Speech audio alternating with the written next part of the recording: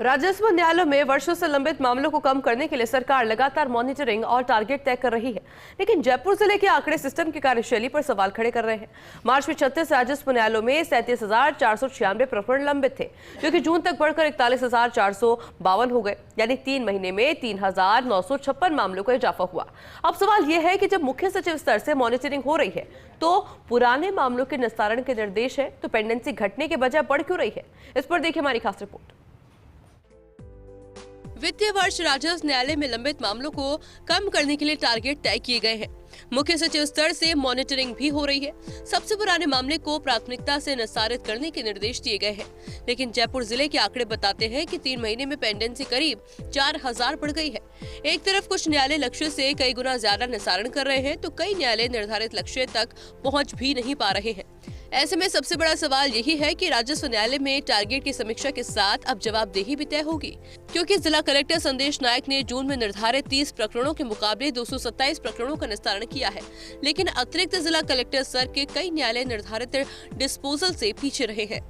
3 महीने में जयपुर जिले के राजस्व न्यायालयों में करीब 4,000 केस बढ़े हैं। सीएस की मॉनिटरिंग के बावजूद पेंडिंग केसेस की संख्या बढ़ रही है। राजस्व न्यायालयों में पेंडिंग केसेज घटने के बजाय बढ़ रहे हैं। मार्च में 36 राजस्व न्यायालय में कुल 37,496 प्रकरण थे। सीएस की मॉनिटरिंग के बावजूद जून तक संख्या 41,452 पहुंच गई है। 2 दर्जन राजस्व न्यायालयों में निर्धारित लक्ष्यों के अनुसार डिस्पोजल नहीं हुआ है। एडीएम प्रथम राजीव द्विवेदी, एडीएम द्वितीय मेघराज मीणा, एडीएम तृतीय देवयानी, एडीएम चतुर्थ न्यायालय निर्धारित डिस्पोजल में पिछड़े हैं।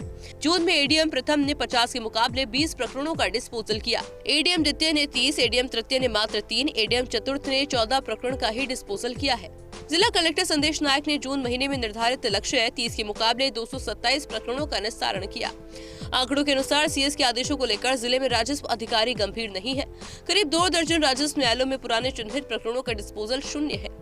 वित्तीय वर्ष में मुख्य सचिव ने सभी राजस्व अधिकारियों को निर्देश दिए थे। सबसे पुराने 100 प्रकरणों को चिन्हित कर उन्हें डिस्पोजल के निर्देश दिए गए थे। मुख्य सचिव के निर्देशों की नहीं हुई पालना, तो कैसे घटेगी राजस्व न्यायालयों में वर्षों से पेंडिंग प्रकरण की संख्या?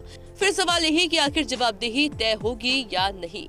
मामलों में निस्तारण में कमी का एक कारण राजस्व अधिकारियों के प्रोटोकॉल और अन्य कार्यक्रमों में व्यस्तता भी बताई जा रही है, लेकिन जिला कलेक्टर न्यायालय का आंकड़ा इस तर्क पर भी सवाल खड़ा करता है, जहां व्यस्तता के बावजूद लक्ष्य से कई गुना ज्यादा मामलों का निस्तारण हुआ है। जून में उपखंड स्तरीय न्यायालयों की स्थिति देखें तो कई जगह निस्तारण बेहद कम रहा। टारगेट अचीव करने में जिले के उपखंड स्तरीय राजस्व अधिकारी पिछड़े हैं।